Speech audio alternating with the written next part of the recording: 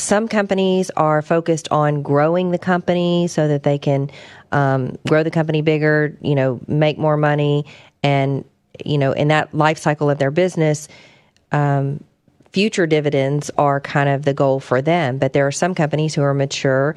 The one that you mentioned is a real estate investment trust. So to be a real estate investment trust, it has to pass along the income it receives in rents to the shareholders.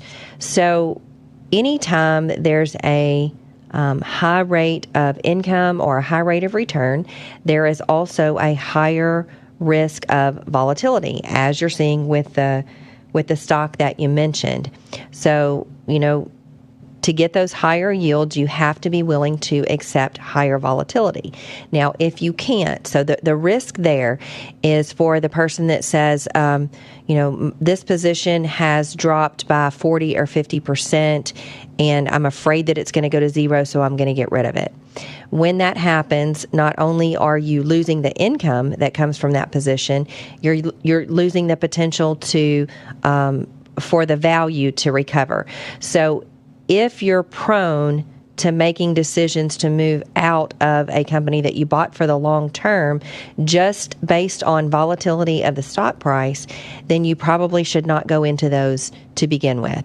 So if you're if you are a true income investor, to get a really high yield on your portfolio, which is the goal of income investors, I think some people have gravitated toward the income portfolio because they think it's more conservative than the 65 portfolio, which is not the case. In fact, a lot of times the income portfolios, depending on how they're built, will have more beta risk or more volatility risk because they are going after those higher dividends. So if you understand that the value can and will go down most likely at some point in time, and you have the discipline to stick that out, then you're okay investing in microcaps.